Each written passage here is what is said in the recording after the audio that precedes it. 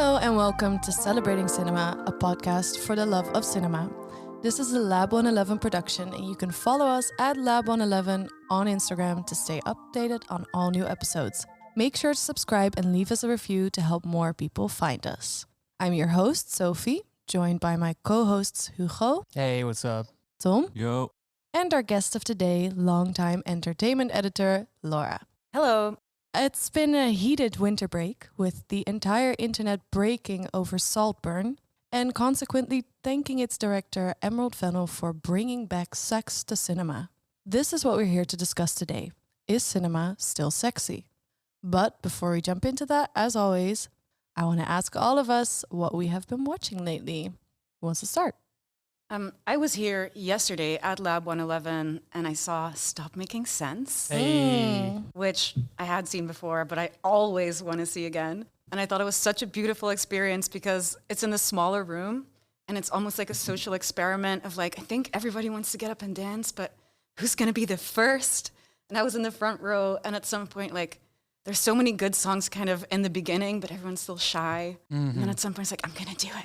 I'm going to do it. I'm going to get up. And then you saw people relieved because they could also get up. I thought it was a beautiful cinema experience. You were the first one Yes. to get up? Yes. Good job. Good job. I have a pitch for Lab 111. You can do Stop Making Sense, but then climax Gaspar Noé style, you spike the sangria that you serve for free with LSD and then see what happens. You know, who knows? It's like online people were constantly asking questions like, yeah, you did 2 screenings in the main room and you said that dancing was allowed for those, but is dancing and singing along still allowed when you're screening it now? Like, no.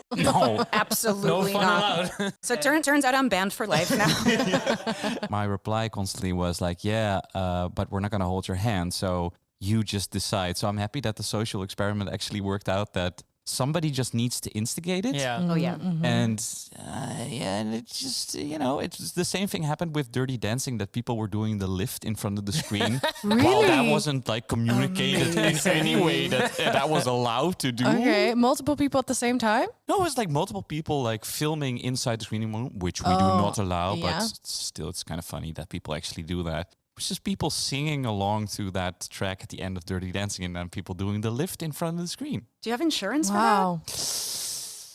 That sounds dangerous. Let's talk about sex. What did you watch, Tom? That's good.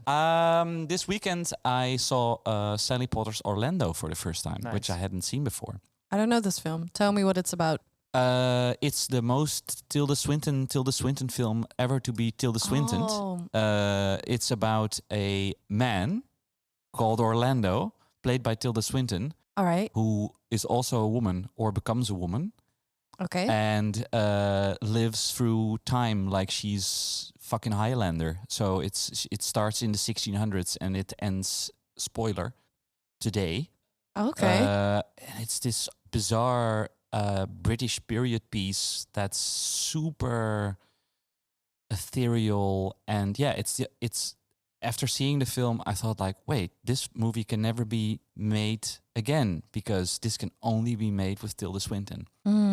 Because she represents also this sort of out of time, out of space, out of beyond gender person. But does it have Sean Connery who says, there can only be one? It does not have Sean Connery playing a Spanish nobleman with a Scottish accent. No, that's Shame. the only thing the movie doesn't have going for it. There can be only one.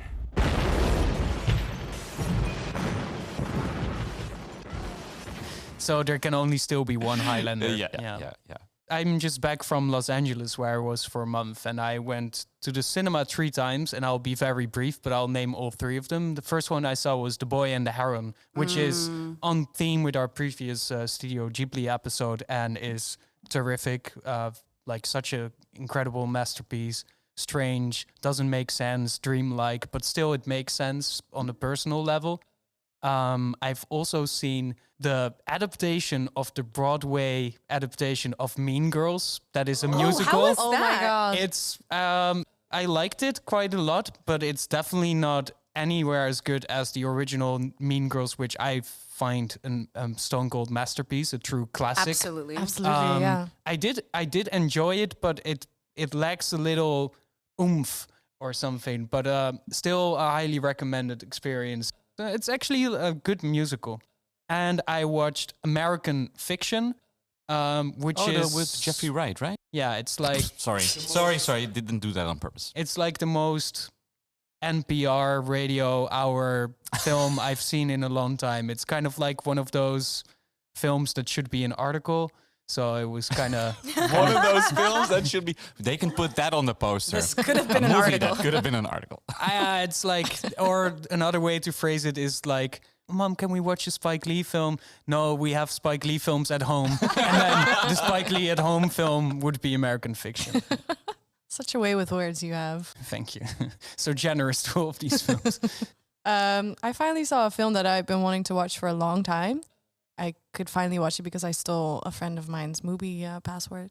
It was Shiva Baby. Oh, I love that one. It truly felt like I was having an anxiety attack, which is what was supposed to happen. So that's a really good job that she did. And yeah, I really loved it. I mean, like that film a lot as well. yeah, it was great. I don't want to watch it anytime soon, but it was really nice. Have you already seen Bottoms, the one that she made? Yes, I have. It was wild. Have you seen it? Yeah. Wild is the right Yeah. adjective. Yeah. Speaking of wild, Yeah. that is a get podcast into episode. it. Let's get into it. Oh, how I loved being a horny teenager.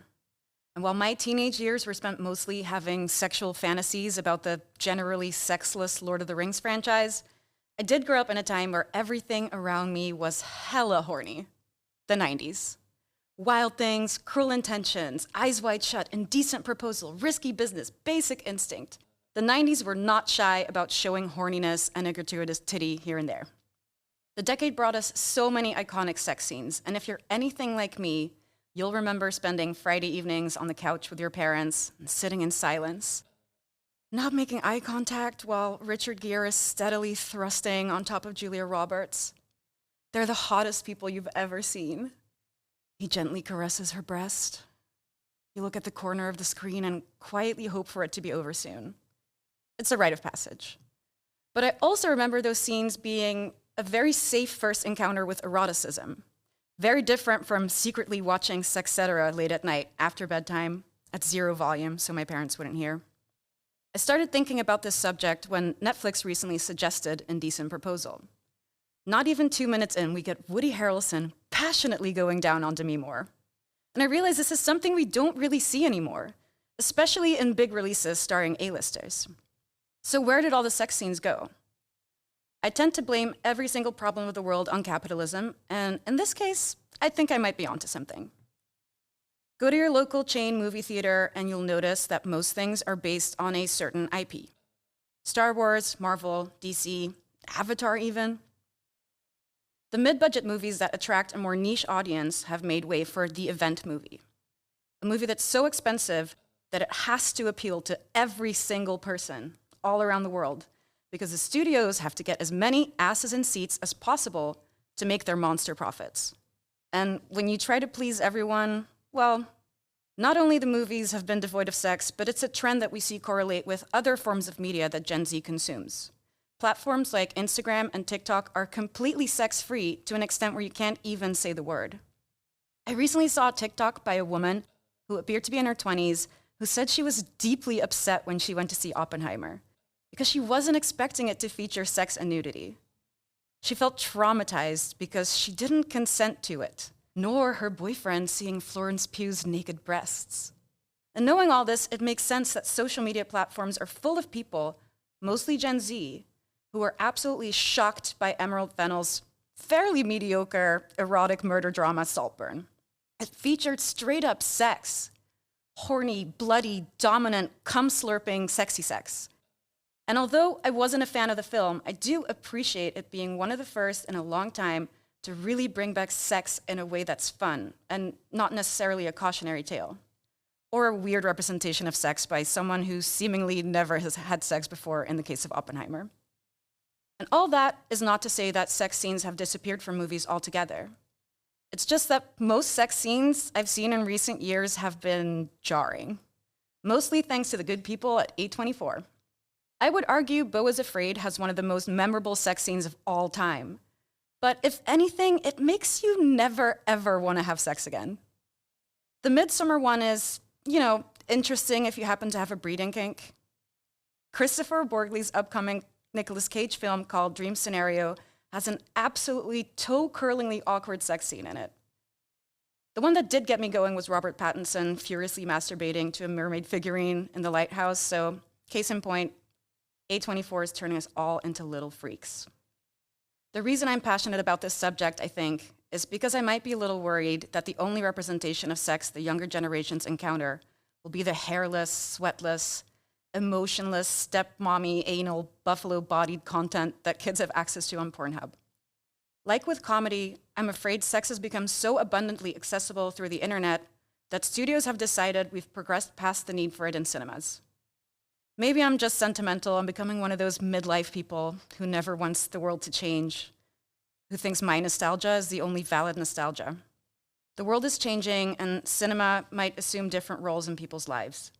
But when I look at the responses surrounding Jacob Elordi and Barry Keoghan in Saltburn, I do take comfort that teenagers will always, always be horny. Nice. That's a lot to unpack. Yeah. Strip down. To undress, yeah. To undress. There's a lot there. Because the first thing that I thought of when we said that we were going to do an episode about this question, the first question that popped into my head that you also posed is, are sex scenes even important? Mm-hmm. Do we care? Does cinema need to be sexy? Yeah. And I think that's a great point to start, because that was the first thing that popped into my head. And it also took me a while to decide what I thought about that. Yeah, same for me. When I started thinking about it, it was like, maybe it's just my sentimental mind that's like, I just want to see Michael Douglas or Julia Roberts get down and dirty.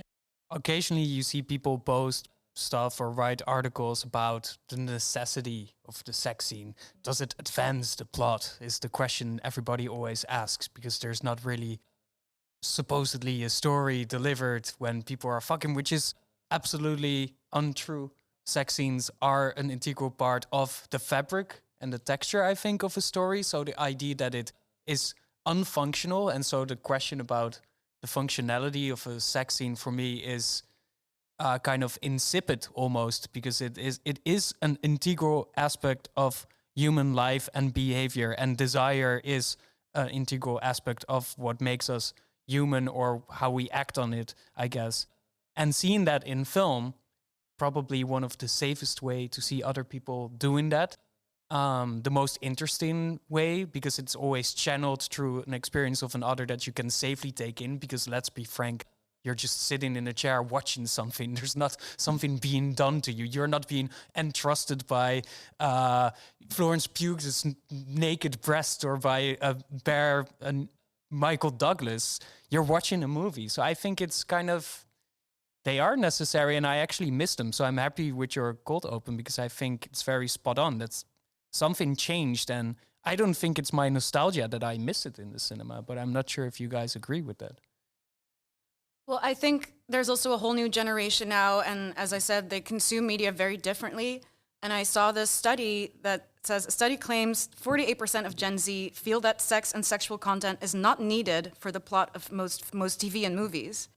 So maybe that generation feels different about it, but I'm very interested in unpacking where that comes from. Or doesn't that also have to do with the way in which it's portrayed, and maybe how cinema has portrayed it in the 90s when we came up? Like you mentioned, Wild Things. Welcome to the town of Blue Bay.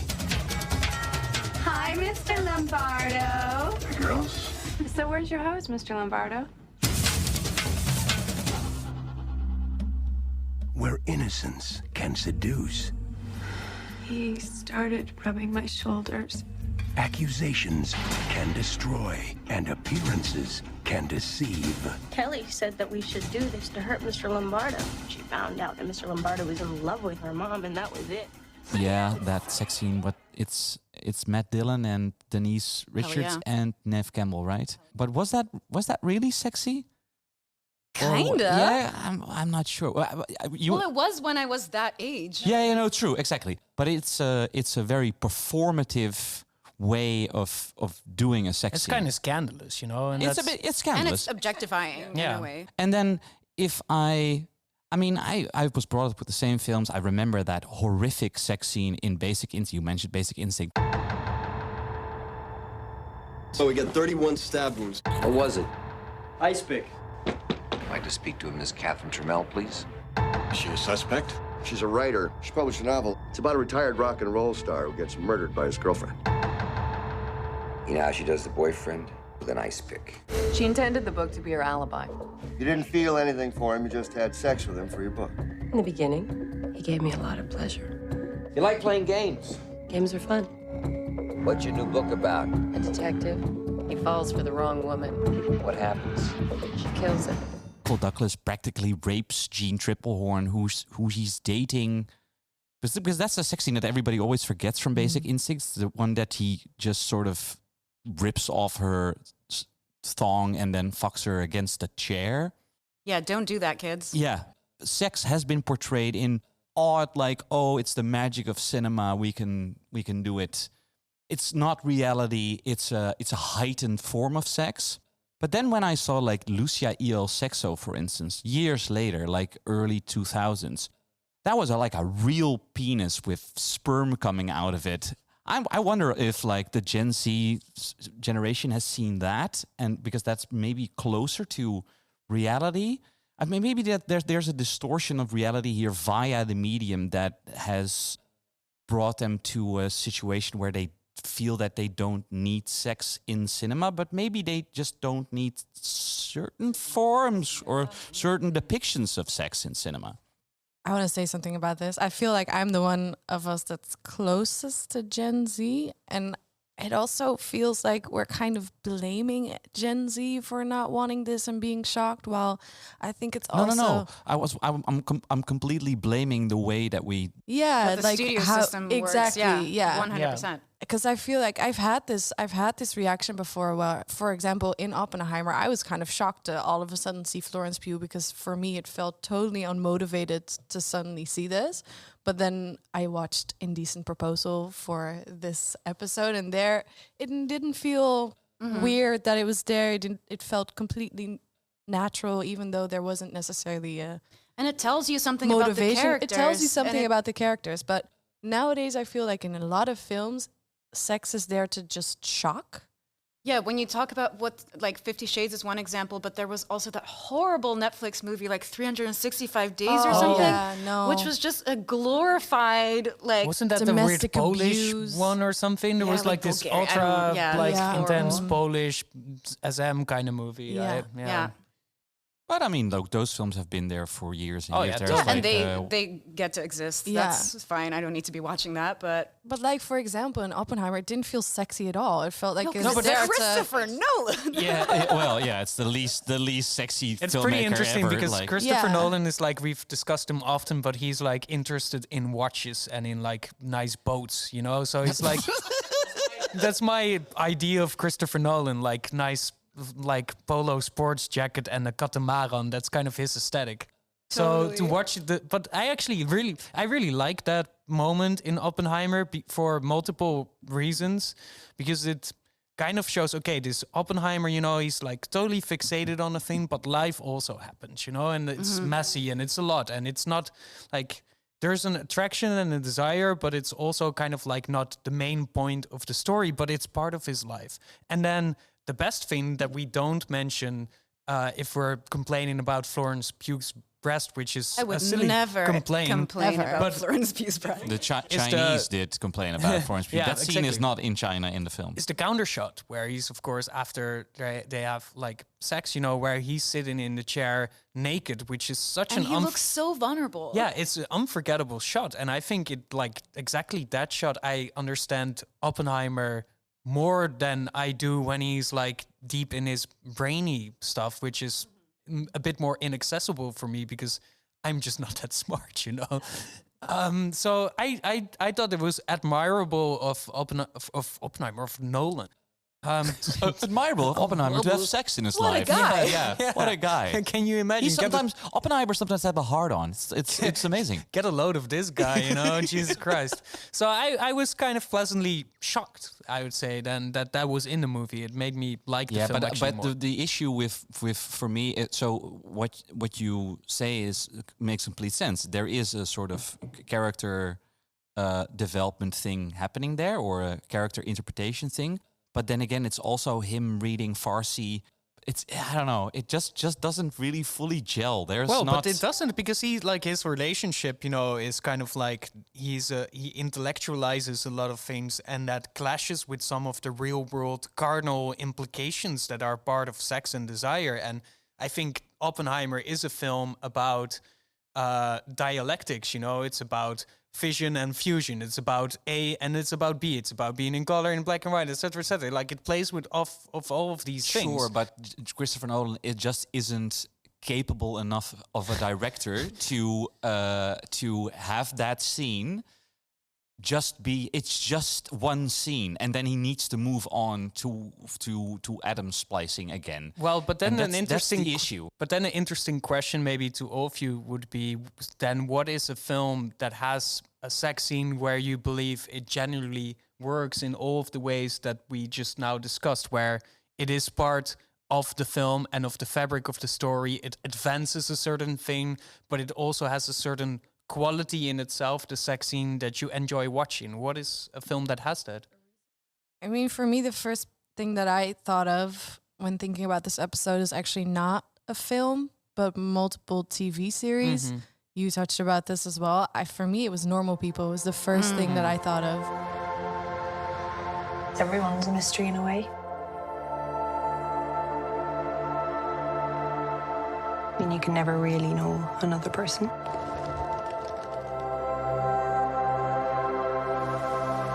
Do you actually think that, though?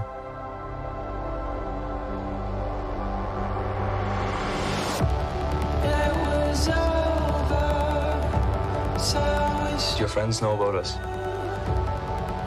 That we were together? No. No one would have to know. Which is a series about these two kids sort of in high school being in love with each other, and then their sort of progression through life, how they fall in and out of love, and how sort of their sexual relations also progressed through that time. And for me, it was incredibly awkward, but in a way that is very real. Like these scenes that are in Indecent Proposal and Basic Instinct, they're all very sexy, but it will never happen like that the first time. And a lot of times it won't happen like that. So Normal People for me was one of the first times I saw something happening on a screen where I was like, oh, wow, I'm so happy I'm seeing this. I think that's, for me, the importance of sex scenes is showing everything around it. So the intimacy and because I feel now what I mentioned in my cold open is that, okay, people watch porn and people watch Netflix. And the in-between of like everything that surrounds sex and how you build up to it. And there's so much eroticism in the parts before penis and vagina. Absolutely. So there's so much building up to it. And, in porn you get like, who ordered pizza? And here it's just like, you're so involved in these characters, and then the intimacy can feel so actually intimate. Absolutely. That I do think that's the function that sex scenes to me should have. Yeah. And I think that one does it really well. Yeah, it felt so much sexier even to me. It's like, that's how I have sex, when it's sometimes kind of oopsie and kind of clumsy and I really like a film. You really like a film? Just one. Okay. No, but there's one that I think has this and is, a canon of film history, is Don't Look Now by Nicholas Roeg. Hey, Laura! What on earth was that, John? It was Christine. Christine is dead, Laura. You're sad. You're so sad, and there's no need to be. I've seen her. Which opens with the couple, or not, it's not the opening, but it's shortly in the first 30 minutes. First 30 minutes, it's at the beginning of the movie. Yeah, you see this couple who they've experienced grief and loss, the death of one of their children at the opening of the film, And later in the film, you see them having sex, and it's this kind of like disjointed editing of the intimacy that they have, but also the moments afterwards where it's kind of like back to dressing up and going back, slipping out of that kind of like eroticized moment into the more banal everyday life, and also the sadness that's part of that life. And it interlinks these things so poignantly, and it's a sad moment, but it's also very affecting, and it's beautifully touched. You really beautifully filmed because you really feel the touch. That's what I wanted to say. But it's true, those kind of scenes in mainstream movies are relatively rare, of course. It's hilarious that when Don't Look Now came out, everybody was shocked to see that sex scene, because you could literally see Julie Christie and Donald Sutherland have real sex on screen. They're not having real sex on screen. But it just feels so real. It felt so real for audiences that they thought that they were the penis and vagina was happening. Children. But you see what happens after the penis and the vagina, which is actually sometimes a more interesting moment than what happens before. They're naked in a kitchen, making food, having a wine, and then having sex again, and then sorry for the sound effect. We're gonna keep that one in.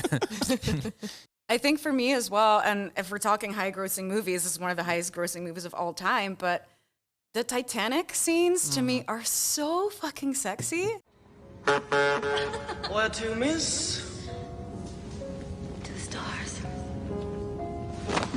I recently rewatched it when it came out in the 3D version, and of course, when I was like 8... How fancy of you. So fancy of me, so bougie. When I was 8... obviously, Leonardo DiCaprio is like the hottest person an 8-year-old could ever see.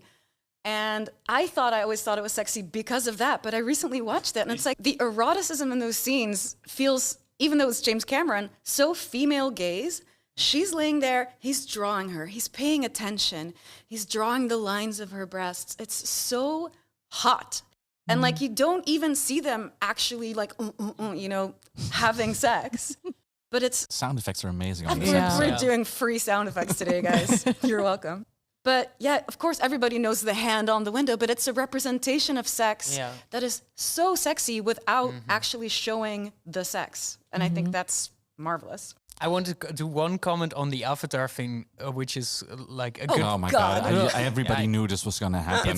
Because in the original theatrical cut of Avatar, there's this moment where Jake Sully and Nadiri, they have sex. They link and up it's like their they tails. link up their tails, which is weird because that's like also docking. what they do with the animals that they ride and stuff. Yeah. But they cut that from the subsequent version. So it's if you watch Avatar on your TV Is it now, out? it's not in there anymore. Oh, when wow. they re-released Really? Avatar in the cinema before, The Way of Water came out, it's not in there anymore. It's the deleted sex This scene. is a that's very interesting. That's it a very actually interesting really thing. fits your story that so even in Avatar, which was already not a very horny boing boing movie to begin with, even the smallest tidbit of sex is also removed And from it's it. the least sexy sex. And I've never thought about this, Hugo, that this is how they link up to the animals as well. So what does that mean? Yeah, I think that's why they deleted it, to be honest. It's what they call an all orifice, right? Yeah. Like it's all-purpose orifice. Nice.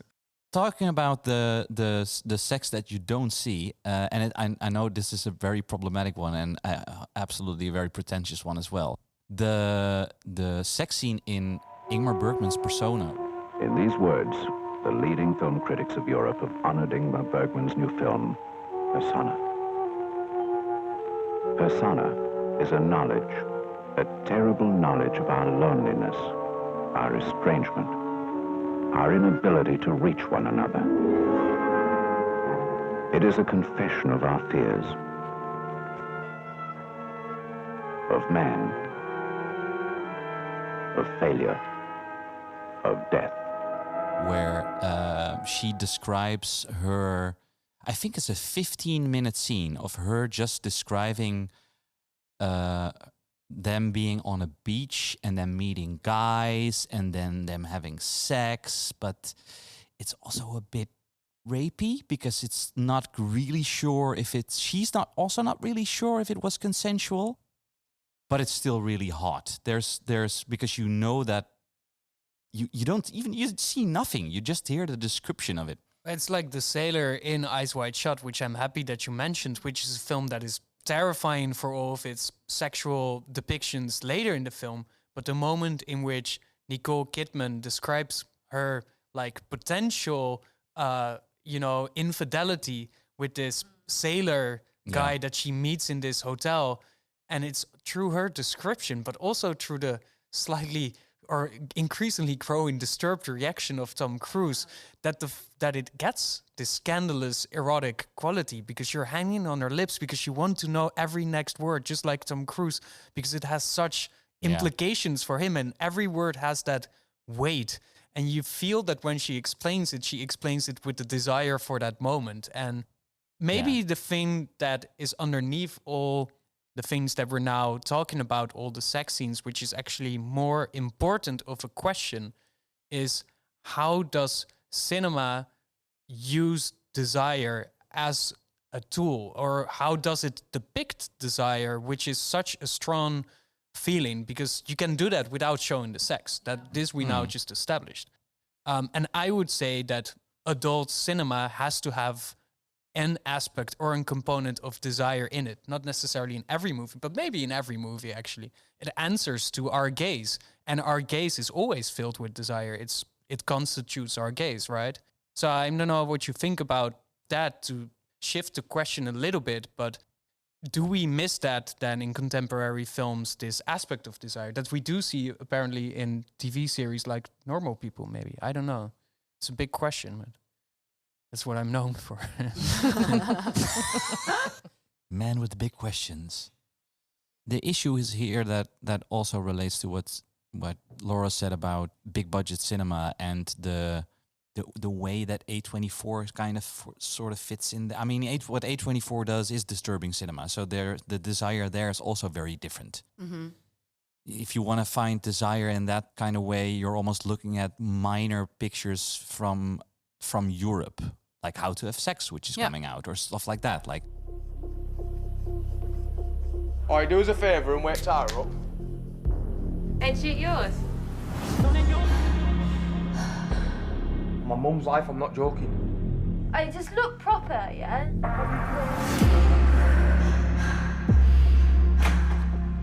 Where have you been?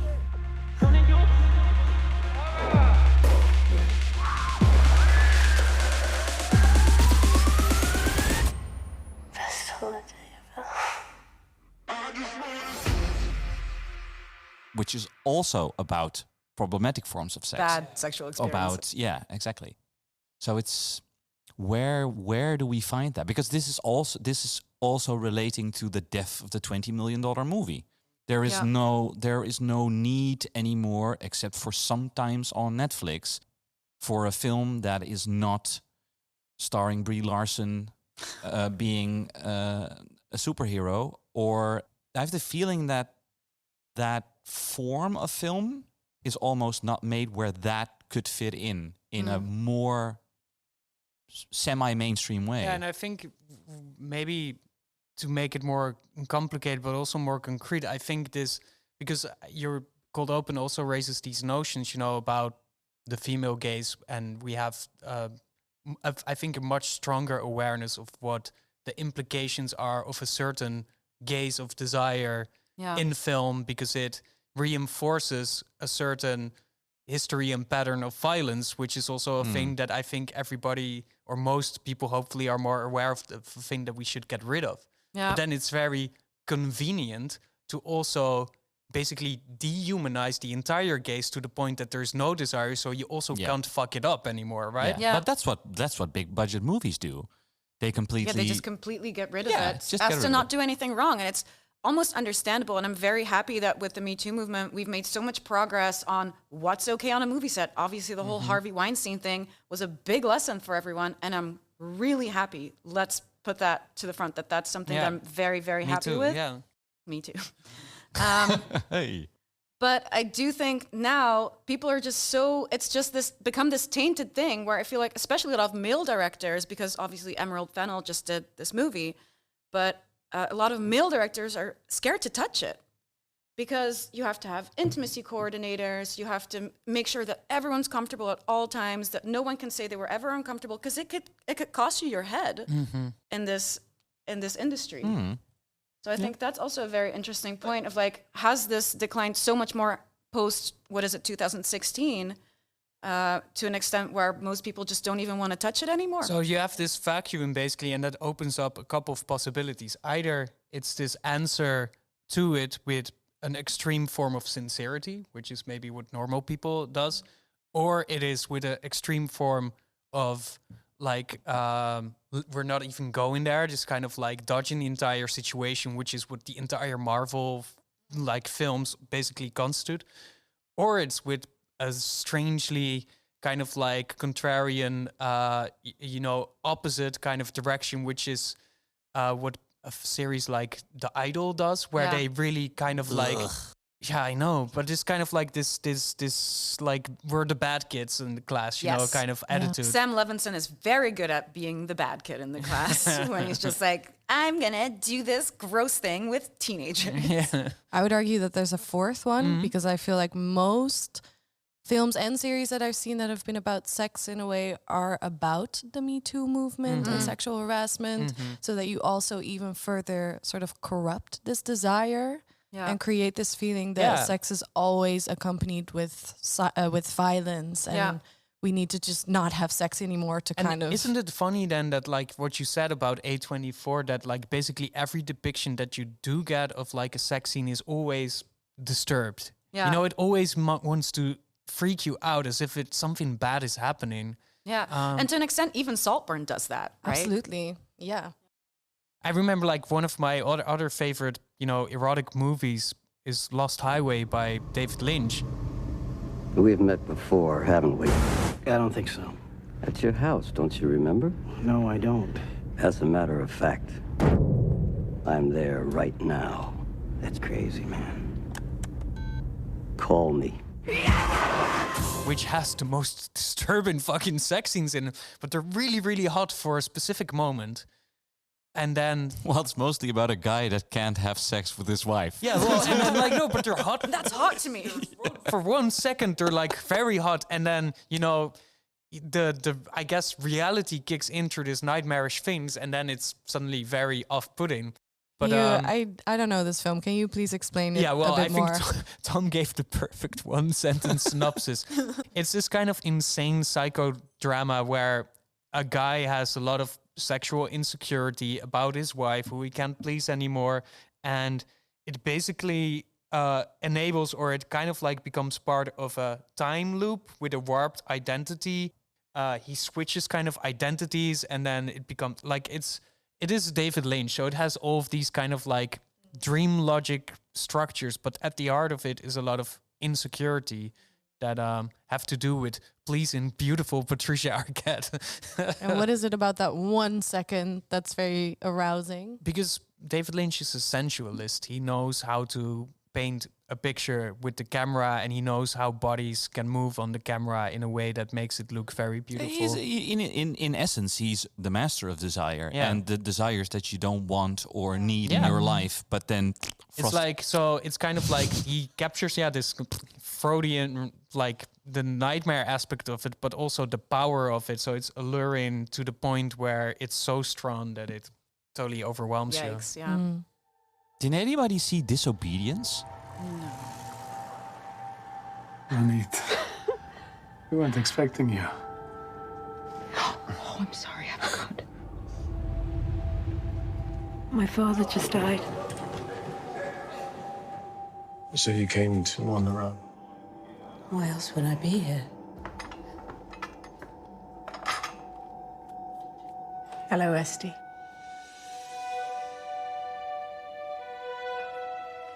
Your wife.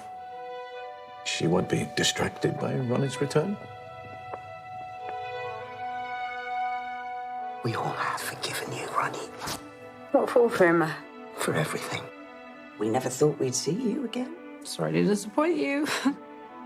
And you're not married. It's important that this week is conducted with honor. It's the most important thing. Honor. The movie with Rachel McAdams and Rachel Weisz spitting in each other's mouths for the longest of time. That's a pretty good film. That's a pretty, Tell us more. It's about two women who can't connect because one is... I've seen it for such a long time I saw it. It was directed by the guy who made Una Mujer Fantástica. Oh yeah, the Spanish Sebastian director. Lelo, yeah, exactly.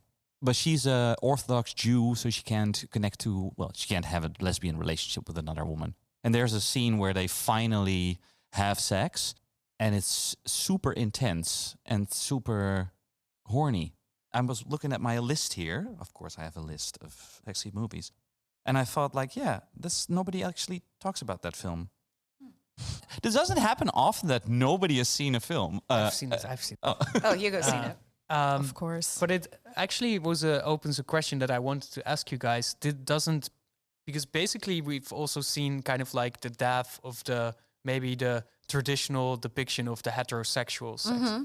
Don't you think that has opened up the possibilities also in films and in TV series to show non-cis, non-hetero types of sex in a more interesting manner than that they have been done cinematically before? Because Disobedience is only one of many. Like now, Portrait of a Lady on Fire.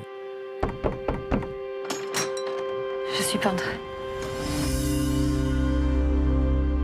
L'homme intéressé par ma fille est milanais. Nous partons là-bas si le portrait lui plaît. Il a épuisé déjà un peintre avant vous. Que s'est-il passé? Je ne sais pas.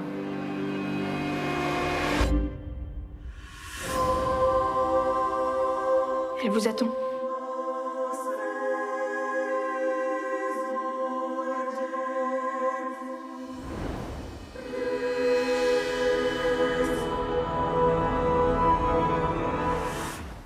%100%. Right. Yes, that's a really good example. That's such a hot movie. It's also more about desire than about sex. Like just the way that she looks at her, and even like in that final scene, she's just looking at her, and that has such it's so highly charged of like, oh my God, it's so hot. Yeah, that entire movie is about that entire the movie gaze. is about desire and the gaze, and Yeah. I think not the gaze, but the gaze, but also the gaze. Okay, you can do your Jennifer Coolidge impersonation whenever you want. Okay, yeah. Please, these gays, they're trying to murder me. Oh, you do These a good one? gays, Yeah, she they're does a trying very. to kill me. These are some high-end gays.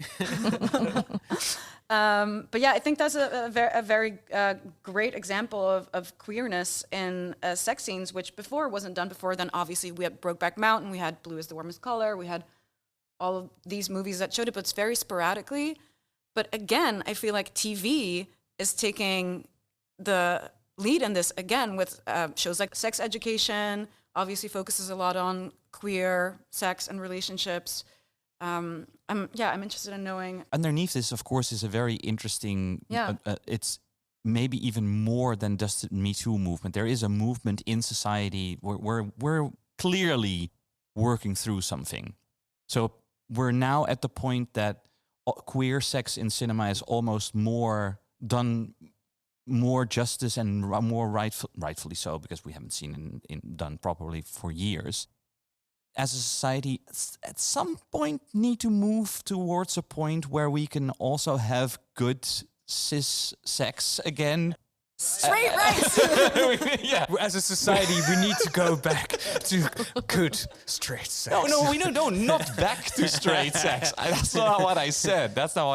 But like, it's interesting that also what you said about if you're a male director now and you make a full-on classic $20 million movie of a very white couple having sex, you're not even going to get any financing for that. I don't know. It's an interesting. People always say that we're moving towards an era of puritanical, Victorian, exactly, which is bullshit, because at the same time we're shining a light on innovations like intimacy coaches and moving towards a better way of doing it, but also not doing everything at the same time. I'm not sure how to phrase this. I think we discussed many of these themes with the Barbie episode as well, and like Lara rightfully says, so much of it seems to be an economic thing that, okay, so the multiplex is apparently not a space in which currently we really see desire projected in a way. So you need alternative venues basically to do that. And that is at this point, it's TV series, it's art house movies, it's smaller, shorter films that play on festivals and stuff. There's plenty of, erotic stuff and stuff filled with desire to pass around. But then the question is, how does a larger audience see it? Like, how does that go over in a crossover kind of success? Or is it just a thing that is mostly relegated to our own home because that's where we feel supposedly safe to watch it? Isn't it also kind of a shame that the sexier stuff or the more interesting stuff when it comes to sex and desire is on TV? Because I believe that a communal experience is actually much more valuable, just like a comedy or a horror movie. Are you suggesting an orgy? I am a proponent of the communal experience of cinema, and I actually also I've had a couple of experiences of seeing classic porn films in a theater in like a sold out screening of a porn film, and it's great. Sounds fun. I can recommend it to everybody because it's actually fun. Just like it's fun to watch a horror movie with an entire group of people, much more fun than watching it at home. You're equating a horror film to a porn movie is like, what? No, Depends I know on what your you outlook. mean. I know what you mean. Many people always say that porn movies are like the sexy equivalent of a musical, which is kind of true. You kind of have like, oh, the pizza is delivered, and then you fuck, or it's like, or you burst into song. And we burst into a song, right? Yeah. I think I agree with you, because if you have all these kind of sexy scenes in TV series, mostly TV series you usually watch from the safe place of your own home, which makes you still feel like you're kind of hiding away this desire. You need to do that in your own with no one else present, because, so I feel like I really thought long and hard about the question. Not a euphemism. Yeah. If sex scenes are still important, because I've been in this group of like Gen Zers that have been shocked by sex in films, and I was like, but why? Are sex scenes important? And I think they are, and especially in a communal experience, because then it's normalized. It's normalized that you're experiencing this with all these people around you who have also seen and done this probably, and it's just a part of life. I think it's really interesting that you say communal experience, because I do think culture is changing. We all see that people go to the cinema less in general than they used to 20 years ago. I'm still here 5 times a week, so not Good me. job. But We're keeping this place together. Yeah. But isn't television the new communal experience? Everybody watched Game of Thrones. Everybody's been watching all of these shows that are so popular that maybe that becomes the new communal experience, that you can talk on whatever platform you prefer or at the coffee machine at work. It's like, did you see this? But then you're not going to talk about these experience, but we're all going through it together. Well, it's funny because like a film like Saltburn, I'm like permanently online on Twitter, and I haven't seen Saltburn, but through kind of like a cultural osmosis. Oh, it's you've like seen I've it. seen Saltburn, Yes. because it's like the gum dripping from the bath, and apart from those like shocking things that everyone talks about, there's really not much to be seen. So it's not that deep. But that's but it's interesting because it's true, it's communal, but it's like. And then I become like an essentialist, but it is immediately mediated through a take or a fan cam or an edit or a thing. Whereas just having to sit with it and having no choice. And this is, I think, the violence that people are talking about when they are enthrusted by the sex in Oppenheimer, is that they believe that they have no choice, which to me always in the cinema is ridiculous. If you're offended, the door is right there, but then have, the guts to walk away. But it's like, I don't know. I don't get it, but apparently for a lot of people, this is a skill, or like maybe kind of like a muscle. You kind of have to grow that and to be comfortable with discomfort in the movies. Yeah, because I can't even remember the last time I went to the movies and saw like a sexy sex scene that was like hot and nice, and all of us sitting together and being like, it's like, for example, I brought up A Dream Scenario, the Nicolas Cage film, and I think that was the last time I saw a communal sex scene in that sense. Was a sold out room here at Lab, and you could just feel the air getting sucked out of the room because everyone was just like, oh no. And I think there's so much value in that experience when it comes to cringe or when it comes to horror or all these things. And I think arguably also horniness. You know, Also if you for can, horniness, if you can do yes. that, you're a good director. It's like it's pretty 100%. cool. So we should make a big plea to have like to bring it back, but in a respectable and responsible manner, but also artistic, but also fun. But it also has to be about something. But it has to be good, and it has to be. And the actors have to be hot, but they don't need to be like CGI hot. And you know, but we'll Well, get there. for you want to have that scene in Avatar reinstated. you Yeah, know? and bring back the all-purpose hole in Avatar.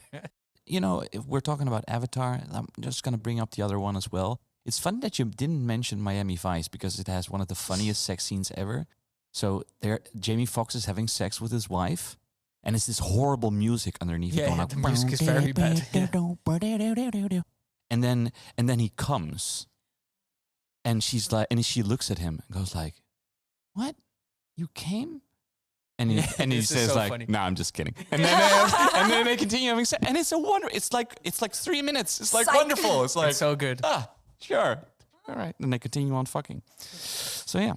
Thanks, Tom, for that. No, I just wanted to mention that. Sure. I'm very happy that like I conditioned Tom so well that I don't even have to mention. You're the Miami Vice guy.